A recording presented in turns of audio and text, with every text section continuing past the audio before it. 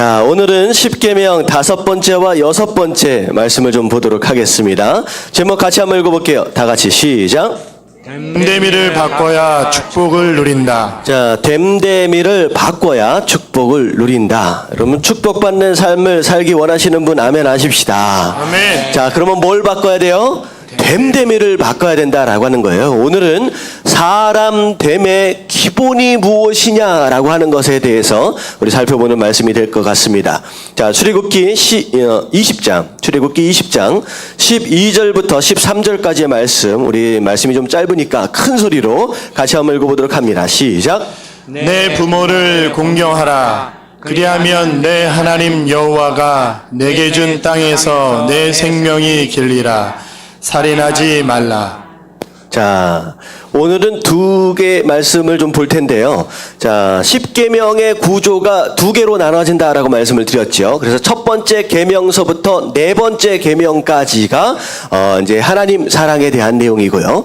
자, 다섯 번째부터 10번째가 이웃 사랑에 대한 내용입니다. 그래서 지난주의 내용은 하나님 사랑에 대한 말씀을 우리 전체적으로 한번 살펴봤고요. 자, 오늘 다섯 번째 계명과 6번째 계명은 이웃을 사랑하라고 하시는 말씀의 이제 첫 번째 되는 계명에서부터 이제 시작이 됩니다. 그래서 자, 다섯 번째 계명이죠. 다섯 번째 계명 같이 한번 읽어볼게요. 다 같이 시작. 내 부모를 공경하라. 자, 내 부모를 공경하라. 자, 출애굽기 20장 12절의 말씀을 보면 내 부모를 공경하라. 그리하면 내 하나님 여호와가 내게 준 땅에서 내 생명이 어떻게 된다고요? 길 것이다. 다시 말하면 오래 살 것이다 라고 하신 하나님의 약속의 말씀이죠. 자, 이 다섯 번째 계명은 어떻게 보면 하나님 사랑과 이웃 사랑 그 사이에 이 중간 상황 가운데 연결해 주는 계명이다라고 생각하시면 될 것 같아요. 하나님 사랑과 이웃 사랑을 연결해 주는 계명이다라고 하는 거예요. 그래서 자, 오늘 말씀 다섯 번째는 부모와 자식 간의 관계예요. 다시 말하면 이제 부모와의 관계 가운데 우리가 어떻게 살아야 하느냐라고 하는 것이죠. 자, 우리가 이걸 알아야 됩니다. 자, 뭐가 중요하냐? 부모님이 과연 우리 신앙생활 안에서 어떤 의미를 갖는 것이냐? 부모님. 다 같이 한번 읽어볼게요. 다 같이 시작. 보이지 않는 하나님을 대신한 보이는 영적 권위입니다. 자, 그래서 보이지 않는 하나님을 대신했다. 다시 말하면 하나님은 보여요, 안 보여요? 안 보여요. 그래서 하나님께 순종한다, 하나님을 뭐 한다라고 했을 때 보이지 않기 때문에 우리의 삶이 과연 어떠해야 하는지에 대해서 불분명해질 수 있다라고 하는 거죠. 하지만 하나님께서 부모님을 우리 삶 가운데 주심으로 말미암아 보이지 않는 하나님을 대신할 수 있는 그 부모님, 다시 한번 보이는 하나님의 영적 권위로 우리에게 주셨다는 거예요. 이건 뭘 의미하느냐? 우리가 부모님에 대하여 어떻게 생각하고 어떻게 행동하고 어떻게 살아가느냐를 통하여서 하나님께서 보이지 않는 나를 향한 그 태도와 마음을 뭐 하시겠다는 거예요? 판단하시겠다라고 하는 거예요. 내가 하나님을 열심히 섬긴다, 하나님께 순종한다, 말은 하지만 정작 보이는 부모님에게 순종하지 않고 부모님에게 대항하고 한다라고 한다면 하나님이 그 신앙의 고백을 받으신다는 거예요? 안 받으신다는 거예요? 안 받으신다라고 하는 거예요. 그래서 이웃 사랑 앞에 가장 먼저 주어지는 계명이 바로 부모를 공경하라라고 하는 그런 내용입니다. 이게요, 예수님께서는 심지어 율법과 더불어서 뭐라고까지 말씀하셨느냐? 자, 마태복음 15장 4절 말씀을 보면요, 굉장히 무서운 말씀이 있어요. 자, 다 같이 한번 읽어볼게요. 다 같이 시작. 하나님이 이르시되 내 부모를 공경하라 하시고 또 아버지나 어머니를 비방하는 자는 반드시 죽임을 당하리라 하셨거늘. 자, 공경하라까지는 이해가 가요. 근데 부모님을 뭐 하는 사람? 비방하는 사람은 어떻게 해라? 죽음이에요. 어떻게 죽어요? 반드시 죽여라는 거예요. 반드시. 여러분들 혹시나 부모님을 비방했다라고 하는 거 사실 그런 것 같아요. 어렸을 때부터 뭐 자랄 때마다 부모님에 대해서 부모님 왜 이러실까라고 생각하지 않았던 부모가 자녀가 어디 있겠습니까? 그렇다라고 한다면 이 말씀을 근거해서 볼 때 살아남을 자녀들이 별로 없겠다라는 생각이 들 정도예요. 근데 죽이라라고 말씀을 하시는 거예요. 근데요, 이게 하나님의 말씀이고 이 말씀에 우리가 순종해야 한다라고 하는 거예요. 근데 사실 어떻게 보면 저도 이제 자식된 사람으로서 그리고 또 부모된 사람으로서 이 부모를 공경하라라고 하는 말에 있어서 이 명령에 있어서 자유로울 수 있는 사람은 아닌 것 같습니다. 참 부끄러운 것이 맞는데 이게 하나님 말씀대로 그대로 이루어집니다. 이게 제가 이런 경험이 있어요. 어떤 자매인데요. 30대 초반이에요. 30대 초반인데 새색시입니다. 근데 결혼한 지 이제 한 5년 정도밖에 안 됐는데 다른 교회 이야기입니다. 근데 그 자매가 얼마나 기도도 열심히 드리고 예배도 열심히 드리고 얼마나 헌신도 열심히 하고 심지어는 이제 주일학교나 이런 데에서 이제 교사로 봉사도 하면서 정말 열심히 섬겨요. 근데 그렇게 섬기고 있음에도 불구하고 이 자매가 항상 이 편두통 있잖아요. 이 편두통 때문에 너무 고생을 하는 거예요. 그래서 조금만 있으면 이게 머리가 너무 아파가지고 아무 신경도 못 쓰고 아무 일도 못할 정도로 너무 심한 거예요. 그래서 기도해도 낫지 않고 나중에 이제 알고 이제 저 집에 찾아가서 이제 신방을 하다가 나중에 알고 보니까 교회에 오면 너무 아름다운 천사와 같아. 근데 집에를 딱 돌아가면 어떻게 변해요? 이 악녀로 변하는 거야. 그래서 누구와의 관계가 문제가 있었느냐? 시어머니하고의 관계. 그러니까 교회 안에 보면 정말로 은혜 받는 것 같아. 예배도 막 잘 드리는 것 같아. 그리고 열심히 헌신하는 것 같아. 근데 집에만 딱 돌아오면 이 시어머니의 관계 안에서 얼마나 악녀로 변하는지. 물론 이제 시어머니도 뭐 다 잘했다라고 할 수는 없겠지만 이 둘 사이에 그래가지고 집에만 돌아가면 이 시어머니하고 며느리하고 대팡 싸우는 거예요. 근데 이 문제가 해결이 안 되니까 신앙생활을 해도 기쁨이 있어요, 없어요? 봉사에도 기쁨이 없는 거예요. 아무리 예배를 잘 드리는 것 같지만 그 예배 하나님 받으신다, 안 받으신다? 안 받으시는 거예요. 그래서 계속 머리가 아파가지고 얼마나 고생을 하는지. 결국은 그 신방 때 결국은 그 시어머니하고 그 며느리랑 둘이 앉혀놓고 화해라고 그래요. 근데 이 며느리가 이 시집을 올 때 이 시어머니가 처음에 무슨 잘못을 하셨나 봐. 그때서부터 이 며느리가 마음이 딱 바뀌어가지고 시어머니가 뭐라고만 하면 다 싫은 거야. 다 꼴보기 싫은 거예요. 그때부터 싸우기 시작하는데 이 집안이요 난리도 아닌 거. 그래가지고 두 사람을 앉혀놓고 결국은 기도해서 화해를 시켰어. 화해를 시키고 이 시어머니는 교회를 또 안 다니는 사람이래. 그래서 어떻게 됐냐면 이 며느리가 교회를 다니니까 나는 절대로 이 며느리가 다니는 교회 절대로 나간 거야. 나 하나님 절대로 안 믿는다.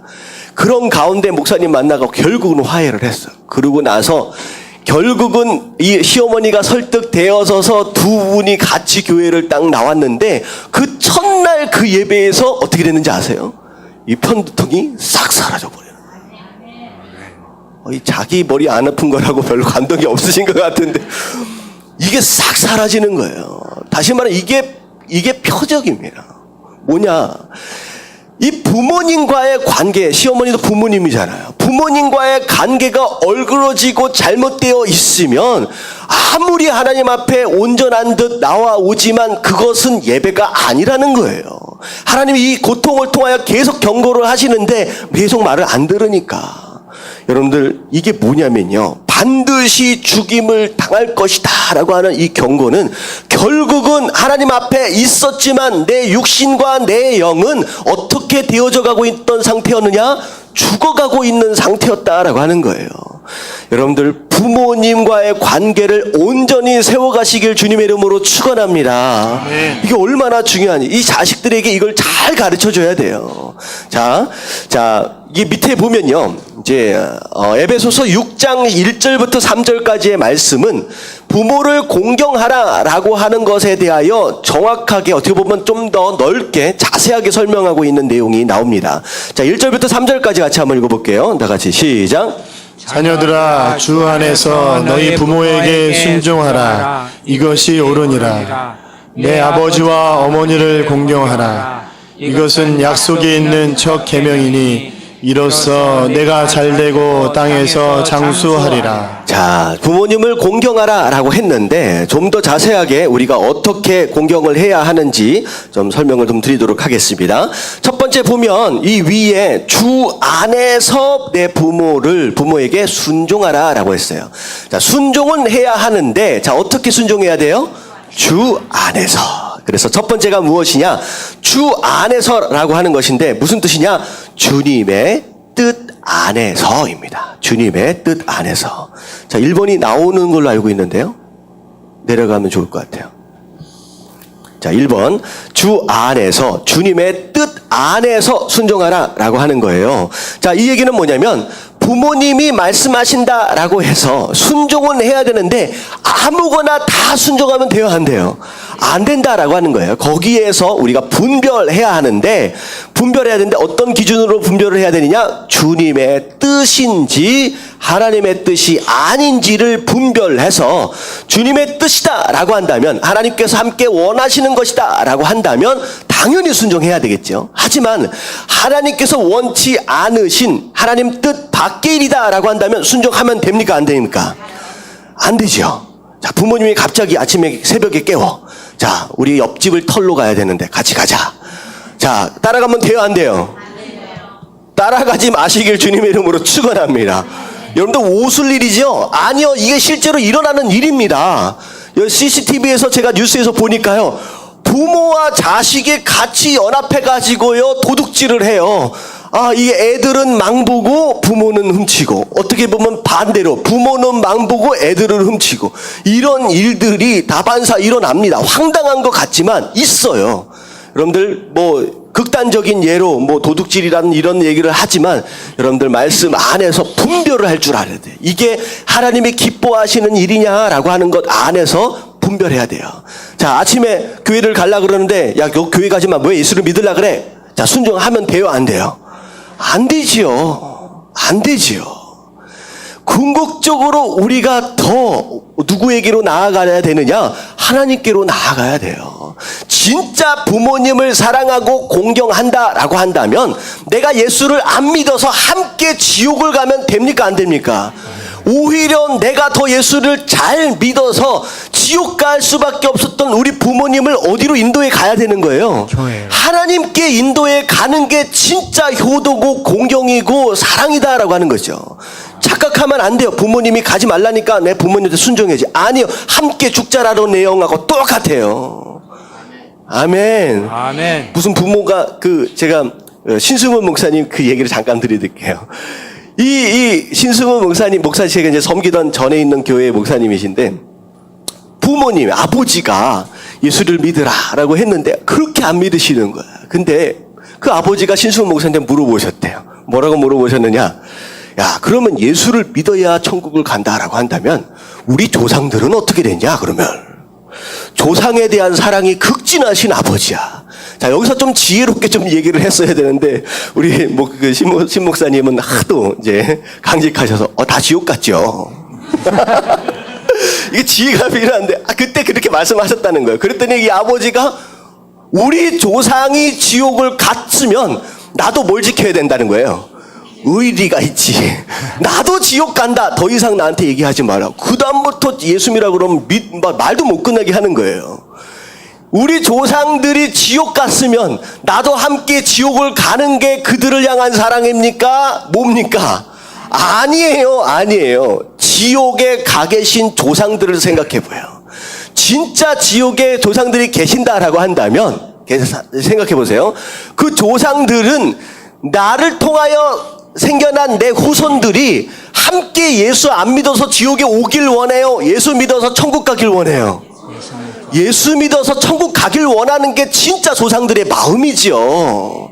그게 성경에 나와 있잖아요. 거지 나사로 이 비유 나와 있잖아요. 가길 원하는 거예요. 정말 부모님께 효도하고 순종하기 원하신다면 주님의 뜻 안에서 순종하시게 되길 주님의 이름으로 축원합니다. 네. 아멘. 자, 그리고 두 번째 뭐냐면 순종하라라고 말씀하세요. 자, 잠언 1장 8절부터 9절까지 함께 읽겠습니다. 시작. 내 아들아 내 아비의 훈계를 들으며 내 어미의 법을 떠나지 말라. 이는 내 머리에 아름다운 간이요 내 목에 금사슬이니라. 야, 자, 내 아들아, 내 아비의 훈계를 들으며 내 어미의 법을 떠나지 말라. 이게 보면 이게 예나 지금이나 아버지와 어머니의 역할이 좀 비슷한 것 같습니다. 아버지는 항상 뭐예요? 훈계예요. 아버지한테 많이 혼나거든요. 근데 보통 아버지한테 혼나면 어머니는 뭐 하세요? 안아주세요. 품어주십니다. 이 두 역할이 부모들은 잘 해야 돼요. 꼭 아버지가 꼭 훈계하고 어머니는 안아줘라 이런 뜻이 아니라 두 분 중에 한 분은 훈계하는 자가 있어야 되고요. 또 한 분은요, 안아주는 사람이 있어야 돼요. 계속 둘 다 안아주기만 하면 애들이 어떻게 돼요? 버릇이 없어집니다. 교육이 안 돼요. 근데 둘 다 훈계를 하고 있으면 어떤 상황이 벌어져요? 이게 이제 망가져 버립니다. 깨어져 버려요. 틀어져 버린다라고 하는 거예요. 저희 가정 같은 경우는 이제 딸이 있잖아요. 딸이 있기 때문에 보통은 제가 이제 품는 쪽으로 갑니다. 이제 왜냐하면 아버지가 딸을 갖다가 훈계하기가 이게 마음이 좀 그렇지 않아요. 그 대신 어머니가 좀 훈계를 좀 합니다. 그래서 서로 역할을 잘 감당을 해야 되는 것 같아요. 근데 그 아버지의 훈계와 그 어머니의 법을요, 떠나지 말고 잘 순종하라는 거예요. 그러면 어떤 복을 주시느냐? 이는 내 머리에 아름다운 관이요. 아름다운 관은 뭘 의미하느냐? 명예를 의미합니다. 이 아버지와 어머니의 말씀에 순종을 하면요, 다른 사람들로부터 인정받고 존경받는 삶이 된다는 거예요. 명예. 자, 내 목에 금사슬 뭘 의미하느냐? 물질적인 축복입니다. 물질적인 축복. 다시 말하면 이 땅을 살면서 명예도 얻고 다른 사람들이 존경도 받고 인정도 받는 가운데 물질적인 축복까지 받는다. 뭐가 더 필요해요? 뭐가? 여러분들 어디에서 온다? 부모님을 순종하는 것에서부터 온다라고 하는 거 여러분 깨달아지시길 주님의 이름으로 축원합니다. 아멘. 여기 보니까 이게 부모님 되신 분들이 거의 대부분인 것 같아요. 여러분들이 자녀가 이런 축복을 받기 원하시는 분 아멘 하십시다. 아멘. 진짜 자녀가 이런 복을 받기 원하신다라고 한다면 여러분들 이렇게 자녀를 만드셔야 돼요. 부모 말씀에 순종할 수 있도록 어렸을 때부터 잘. 지금 너무 커서 말을 안 듣는다. 여러분 기도하시길 주님의 이름으로 축원합니다. 자, 세 번째 공경하라. 순종하는 가운데 공경하라라고 말씀하시는 거예요. 자, 마태복음 15장 4절 말씀 다 같이 아까 지금 읽었던 내용인데 한번 줄쳐진 데만 읽어볼게요. 시작.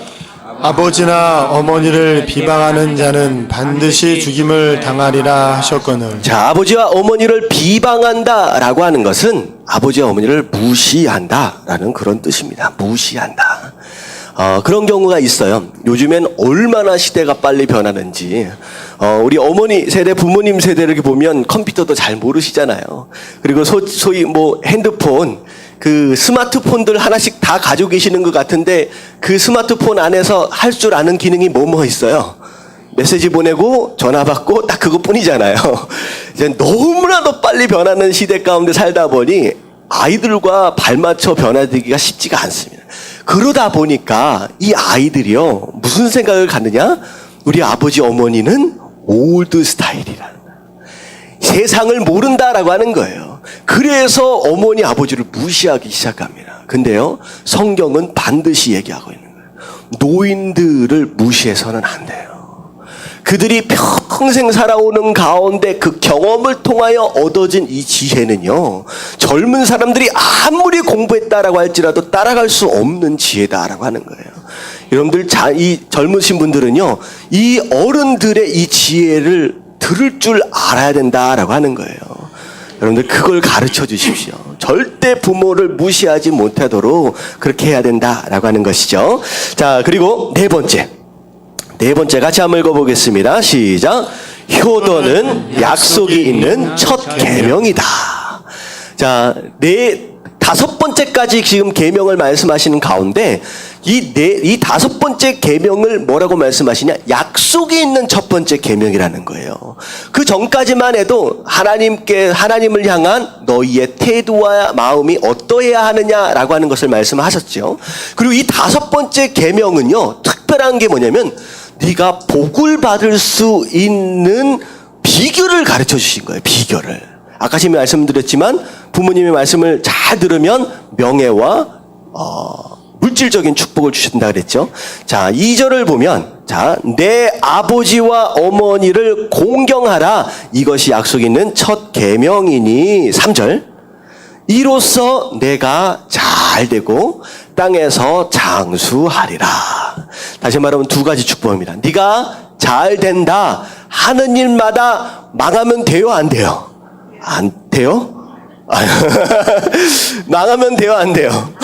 안 되지요. 하는 일마다 망하면 어떻게 됩니까? 다시 말하면 부모님을 잘 공경하고 순종을 하면 잘 된다 하는 일마다 잘 되어진다, 성공한다. 그 얘기예요. 그 얘기예요. 자, 두 번째 무슨 얘기입니까? 땅에서 장수하리라. 이 땅은 어떤 땅인지 혹시 아세요? 지금 이 계명을 받고 있는 이스라엘 백성들은 지금 어디 있어요? 광야. 아니죠. 지금 어디 있어요? 지금? 광야. 광야에 있잖아요. 아직 가나안에 못 들어갔어요. 지금 가나안 시내산 밑에서 듣고 있는 상황이에요.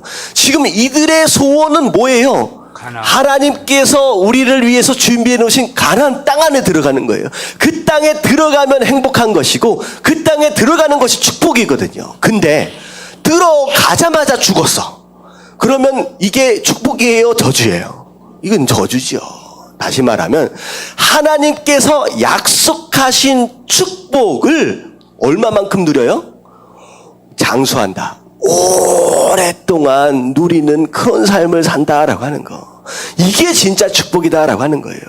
주신 축복을 잠깐 누리고 그냥 돌아가신다. 그냥 병 걸려서 죽는다. 사고 나서 죽는다. 이거 얼마나 안타까운 상황입니까? 하나님 뭐라고 말씀하시냐? 내가 그 자녀들, 부모님을 공경한 그 자녀들을 내가 엄청 축복해 줄 건데 그 축복을 오랫동안 누릴 수 있는 그 축복까지 허락하신다라고 하는 거. 여러분들뿐만 아니라 여러분들 자녀들까지 이런 축복을 받으시게 되길 주님의 이름으로 축원합니다. 아멘. 자, 근데 중요한 건 뭐냐면 지금 우리 교회 분위기를 보니까 부모님이 안 계신 분들이 제법 계셔. 이미 돌아가셨어. 이제 난 어떻게 해야 되느냐? 받을 수 있는 기회가 이미 어떻게 된 것 같아요? 없어진 것 같아요. 아니, 그렇지가 않아요. 지금 살아계신 부모님이 계신다라고 한다면 이 말씀에 순종해 보십시오. 반드시 축복이 임합니다. 근데 부모님이 이미 떠나신 그런 모습들 가운데 있다라고 한다면 여러분 삶 가운데 주신 부모님을 대신한 또 다른 영적 권위가 있어요.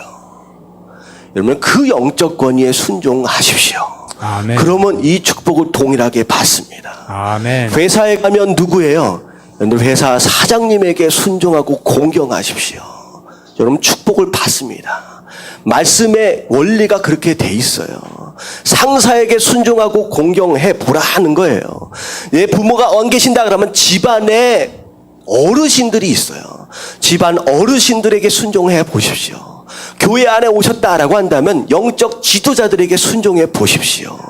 이게 바로 거기에 대한 말씀이에요. 여러분 축복을 받을 수 있는 기회가 이미 없었다 이게 아니라 여러분들 삶 안에 내가 순종하고 공경해야 할 그 영적 권위가 누구냐라고 하는 것을 보시고 순종하고 공경하면요 약속하신 이 축복들을 다 누리게 될 수 있다라고 하는 거 여러분들 기억하시게 되길 주님의 이름으로 축원합니다. 아멘. 아멘. 자, 그리고 자, 여섯 번째입니다. 여섯 번째. 자, 같이 읽을게요. 다 같이 시작. 살인하지 말라. 자, 살인하지 말라. 자, 사람 절대 죽이지 마시길 주님의 이름으로 축원합니다. 자, 옆에 계신 분들하고 인사 좀 해요. 사람 죽이면 안 됩니다. 예, 절대 죽이면 안 돼요. 아셨죠? 절대 죽이면 안 돼요. 창세기 9장 6절에 뭐라고 말씀하시냐? 다른 사람의 피를 흘리면 그 사람의 피도 흘릴 것이니. 아니 갚아주실 거라는 거예요. 왜 갚아주실 거냐? 이는 하나님이 자기 형상대로 사람을 지으셨습니다. 옆에 있는 사람들이요, 별 거 아닌 것 같지만 누구의 형상이에요? 하나님. 다 하나님의 형상이에요. 내가 그 사람을 죽인다라고 하는 것은 곧 누굴 죽이는 것과 마찬가지냐? 하나님이에요. 내 형상이다. 내 형상이다. 함부로 하지 말라는 거예요. 내가 가만히 두지 않고 난 반드시 갚을 것이다 말씀하셔요. 자, 근데 여기 중요한 게 뭐냐면 왜 사람들이 사람을 죽이기도 하거든요. 왜 살인을 저지르게 될까요? 우리가 원인을 알아야 우리가 이런 실수를 안 합니다. 여러분 지금은 나는 절대 사람 안 죽이지. 내가 왜 사람을 죽여라고 생각할 수 있을 거예요. 하지만 대부분의 많은 살인자들이 자기가 살인을 하게 될 줄 알았을까요? 몰랐을까요? 몰랐어요. 근데 살인이 일어난다는 거예요. 근데 우리도 뭘 알아야 되느냐? 왜 살인이 일어나게 되느냐라고 하는 것에 대한 원인을 알아야 우리가 미리 조심할 수 있다는 거죠. 자, 두 가지 원인이 있습니다. 다 같이 뭐하고 뭐예요? 분노와 욕심입니다. 내 삶 가운데 이 분노가 조절되어지지 않으면, 욕심이 조절되어지지 않으면 충분히 나 또한 살인을 저지를 수 있는 가능성이 있는 사람이다라고 하는 거예요. 자, 그래서 첫 번째가 뭐냐면 뭘 조절하라? 분노를 조절해야 합니다. 자, 대표적인 예가 가인과 아벨 같은 경우겠죠. 하나님께서 자기 재물은 안 받으시고 아벨의 재물만 받으니까 가인이 어땠어요? 엄청 화가 났어요. 이 화를 조절하지를 못하니까 심지어 자기 동생까지도 들판에서 돌로 쳐 죽이는 그런 일까지 벌어졌다라고 하는 것이죠. 그래서 잠언 14장 17절 말씀 줄 쳐진 것만 읽어봅니다. 14장 17절 다 같이 시작. 노하기를 속히 하는 자는 어리석은 일을 행하고. 자꾸 화내는 사람 있잖아요. 불쑥불쑥. 이게 다혈질이라 그러는데 우리 한국 남자들은 되게 조심해야 됩니다. 이런 이제 좀 약간 피가 좀 그런 경향이 좀 있어요. 뭐 불쑥불쑥 화내고 별것이 아닌데 계속 이제 화나고 이걸 조절해. 그래서 자꾸 화내는 사람은 어떤 일을 행한다? 어리석은 일. 실수가 잦아지는 거예요. 그래서 다혈질이라서 자꾸 화내는 사람들은 나중에 무슨 생각을 하느냐? 아, 그때 내가 참았어야 되는데. 그래서 이렇게 잘 공들여서 쌓은 탑을 한 번 화내가지고 싹 엎어버리는 경우가 있다라고 하는 거예요. 그래서 노하기를 속히 하는 자, 마음에 이런 이제 화를 잘 조절하지 못하는 사람이 있으면 이게 조심해야 된다는 거예요. 그래서 29절 말씀은 또 뭐라고 얘기하시냐? 노하기를 더디하는 자. 이 얘기는 뭐냐면 마음 가운데 화낼 일이 있어요, 없어요? 있어요. 있는데 뭐 하는 거예요? 조절을 하는 거예요. 컨트롤을 하는 거예요. 내 마음을 다스리는 자, 그 사람은 크게 뭘 얻는다? 명철하여도. 명철을 얻는다. 그게 지혜다는 거예요. 한번 화가 확 날라 그럴 때 여러분들 한 10초만 참으십시오. 10초만 참으십시오. 그것으로 인하여 엎어졌을 때 후회하지 마시고 10초만 참으면요, 그게 지혜라는 거예요. 그게 지혜. 다른 게 지혜가 아니라 내 마음을 다스릴 줄 아는 것이 지혜다라고 하는 거, 여러분들 깨달으시길 주님의 이름으로 축원합니다. 아멘. 그래서 마음을 잘 다스리는 자, 화를 잘 다스리는 자가 사람을 얻고, 사람을 얻는 자가 세상을 얻습니다. 그럼 지혜예요, 이게. 자, 처음에 뭘 다스려라? 내 마음을 다스려라. 화를 다스릴 줄 아는 사람이 누굴 얻어요? 사람을 얻어 나갑니다. 사람을 얻으면 그때는 세상을 얻을 수 있다, 다스릴 수 있다라고 하는 거예요. 그래서 잠언 4장 23절 같이 한번 읽겠습니다. 잠언 4장 23절 다 같이 시작. 모든 지킬 만한 것 중에 더욱 내 마음을 지키라. 생명의 근원이 이에서 남이니라. 지킬 만한 것들이 많아요, 이 세상에. 돈도 지켜야 되고 가족도 지켜야 되고 얼마나 지켜야 될 것이 많습니까? 근데 그 많은 지킬 것들 가운데 가장 우선순위 뭘 지켜라? 마음을 지켜라는 거예요. 네 마음을. 이 마음을 지켜야 되는 게 왜냐? 이 마음에서 뭐가 난다? 생명. 생명이 난다는 거예요. 이 마음을 따라서 내가 다스리면 살기도 하고 내가 다스리지 못하면 어떻게 된다? 죽기도 한다는 거예요. 이 마음을 잘 다스려야 된다는 거예요. 자, 그래서 죽고 사는 문제가 마음에 달려있다라고 하는 것인데, 자, 질문 하나를 할게요. 언제 화가 많이 나요? 언제 화가 많이 나요? 화 안 내시는 분 계십니까? 딱 보면 화 안 내실 것 같은 분들이 몇 분 계시긴 한데, 화 내시죠? 왜 안 내시는 거죠? 우리 박 집사님 화 내시죠? 우리, 다 내실 것 같아. 근데 언제 화가 많이 나요? 언제 많이 화가 나요? 안 내실 것 같지. 두 가지를 생각했어요. 제가 이걸 고민을 했습니다. 내가 언제 화가 날까? 자, 두 가지예요. 첫 번째는 내가 무시당하면 화가 납니다. 내가 무시당하면. 무시당했는데 화가 안 난다면 이상한 거죠. 무시당하면 화가 나요. 그리고 두 번째는 내 마음대로 안 되면 화가 납니다. 다른 이유들이 좀 있을 것 같은데 저 같은 경우는 이 두 가지 때문에 화가 좀 나는 것 같아요. 자, 근데 자, 무시당할 때 화가 난다라고 한다면 우리가 이걸 어떻게 이길 수 있느냐? 내가 누구냐라고 하는 걸 잘 들여다보십시오. 생각보다 그렇게 대단하지 않아요. 생각보다 더 죄인입니다. 이것을 내가 잘 알면요, 겸손해집니다. 그래서 무시당해도요, 어떻게 보면 좀 더 견딜 수 있어요. 여러분들, 우리가 들키지 않은 죄인이지, 어떻게 보면 죄 짓고 사시잖아요. 전부 다 드러난다라고 한다면, 우리 얼굴도, 참 들고 살기 어렵습니다. 자기 자신을 잘 알면요, 무시당할 때 참을 수 있어요. 이게 그겁니다. 자, 내 마음대로 안 된다라고 할 때 우리가 뭘 알아야 되느냐? 나의 한계를 참으면, 내 한계를 인정하면 됩니다. 내 한계를 인정하면 돼요. 내가 부족하구나라고 하는 걸 인정하면 내 마음대로 안 되는 게 당연해져요. 그러면 좀 더 참을 수 있죠. 그래서 결론적으로 보면 화를 참을 수 있는 방법은 겸손을 배우면 됩니다. 겸손해지면요, 화가 좀 더 참아질 수 있다라고 하는 거. 여러분들, 화 내지 마시길 주님의 이름으로 축원합니다. 잘못하면 사람 죽일 수 있다는 거예요. 자, 두 번째가 무엇이었느냐? 욕심 부리지 말잖아요. 분노, 그 다음에 욕심이거든요. 욕심을 부리면 화가 납니다. 이제 살인을 저지를 수 있다는 거예요. 사실 욕심에 대한 것은 설명할 필요가 없죠. 그래서 어떻게 보면 많은 범죄자들이 어떤 경우에 살인을 저지르냐? 내가 가지고 있지 않은 그것을 뭐 하다 보면, 욕심을 부리다 보면 그걸 갖기 위해서 사람을 해치고 사람을 죽일 수 있다라고 하는 거죠.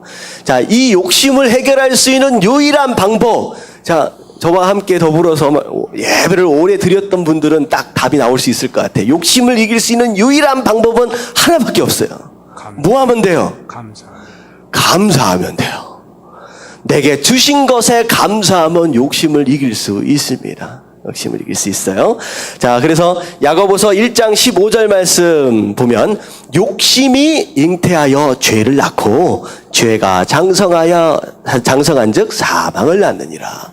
욕심 계속 부리다 보면 죄를 저지를 수 있고, 죄 저지르다 보면 어디까지 가느냐? 나도 죽고 남도 죽고 다 죽게 된다라고 하는 거. 여러분, 감사함으로 욕심을 이기시길 주님의 이름으로 축원합니다. 자, 여기까지 말씀을 딱 하니까 그래도 나는 절대 사람 죽이는 그런 일은 내가 안 하지 라고 안심하실 수가 있어요. 근데 안심하시면 절대 안 됩니다. 이 예수님이 살인에 대하여 다시 정의를 내리셨어요. 이게 마태복음 5장 21절부터 22절까지의 말씀입니다. 같이 한번 읽어볼게요. 시작. 사람의 말을 살인하지 말라. 누구든지 살인하면 심판을 받게 되리라 하였다는 것을 너희가 들었으나 다른 사람의 피를 흘리면 그 사람의 피도 흘릴 것이니 이는 하나님이 자기 형상대로 사람을 지으셨습니다. 자, 22절. 나는 너희에게 이르노니 형제에게 노하는 자마다 심판을 받게 되고 형제를 대하여 나가라 하는 자는 공에 잡혀가게 되고 미련한 놈이라 하는 자는 지옥불에 들어가게. 네, 살인에서에서 말씀하시는 가운데 21절에 말씀하신 22절로 넘어가니까 심지어 형제, 내 아내든 남편이든 자식들이든 누구에게든 막 화를 내면 이것 또한 뭐라는 거예요? 이것 또한 살인이라는 거예요. 심지어 형제에 대하여 나가라 하는 자, 이 나가는 바보 멍청이라는 뜻입니다. 그러니까 욕하는 거예요. 네가 뭐냐, 하여튼간 욕을 만약에 한다라고 한다면 이것도 살인이에요. 그리고 공에 잡혀 그리고 미련한 놈이다라고 이야기하는 거. 다시 말하면 육신으로도 사람을 죽일 수 있지만 심지어 뭘로도 사람을 죽일 수 있다? 말로도 그 사람을 죽일 수 있다라고 하는 거예요. 그래서 세 번째가 뭐냐면 뭘 조심하라? 말을 조심하라는 거예요. 내가 무슨 말을 하느냐에 따라서 사람이 죽기도 한다라고 하는 거예요. 그래서 제가 우리 학생들하고 이제 사역들을 같이 하면서 청년들하고 사역을 하면서 그런 경험들을 많이 합니다. 많은 경우 누구에게 큰 상처가 있냐? 부모들에게 상처가 많아요. 이게 진짜 안타까운 상황이에요. 부모님 입장에서 본다면요, 이 자녀를 위해서 얼마나 헌신하셨습니까? 근데 이상하게 상처를 이 자녀들은 부모에게 입어. 근데 큰 게 아니라 뭐 때문에 입느냐? 말 한마디에 상처를 입습니다. 그래서 그것 때문에 굉장히 괴로워서 심지어는 전 인생의 그 말 한마디가 심각하게 영향을 미치는 경우가 있어요. 그렇기 때문에 자녀가 죽어갑니다. 그래서 자, 잠언 10장 11절 말씀에 뭐라고 얘기하느냐? 의인의 입은 생명의 샘이라도 악인의 입은 독을 머금었느니라. 다시 말하면 좋은 말, 의인의 입이라는 건 좋은 말, 칭찬하는 말, 격려하는 말, 이런 말을 해주면 생명의 샘, 죽었던 사람도 어떻게 되는가 하는 거예요. 말 한마디로 인하여 죽었던 사람도 살아난다는 거예요. 희망을 얻고 소망을 얻고 다시 용기를 얻고 일어선다는 거예요. 근데 멀쩡히 살아있는 사람이다라고 할지라도 내가 독을 품은 그 말을 하면 멀쩡한 사람도 죽게 된다는 거죠. 그럼 말을 잘 다스려야 돼요. 아무 말이나 하면 안 된다라고 하는 거예요. 말 때문에 사람이 죽기도 합니다. 그래서 말의 권세가 얼마나 강력한지 제가 아마 사진 하나를 보여드릴게요. 이게 뭐냐면요. 자, 저 왼쪽에 있는 사진은요, 긍정적인 말이에요. 이제 오른쪽에 있는 게 부정적인 말입니다. 물을 갖다 놓고 똑같은 물이에요. 사랑합니다, 감사합니다 라고 얘기를 하고 나서 냉장고 안에 딱 넣어서 급속도로 냉동을 했을 때 물이 어떻게 결정체가 맺어지느냐라고 하는 걸 현미경으로 본 거예요. 사랑합니다, 감사합니다 라고 얘기를 해서 딱 얼렸더니 어떻게 모양으로 변했어요? 육각형. 너무 이쁘죠? 잘 안 보이나? 잘 보이죠? 너무 이쁘죠? 근데 너 죽일 거야, 너 죽여버린다, 이런 얘기를 하고서 딱 했더니만 결정체가 어떻게 돼 있어요? 거의 결정체가 아니지요. 완전히 망가져 있잖아요. 그리고 일본어로 고맙습니다 라고 고맙습니다 일본어로 어떻게 해요? 아리가또 하잖아요. 그렇게 얘기를 하면 어떻게 모양이 변해요? 말이 달라도 어떤 언어라도 똑같아요. 이런 모양으로 아름답게 변합니다. 근데 you fool, 넌 바보다 라고 얘기를 하면 이 모양으로 변한다. 자, 하나 더 보여주세요.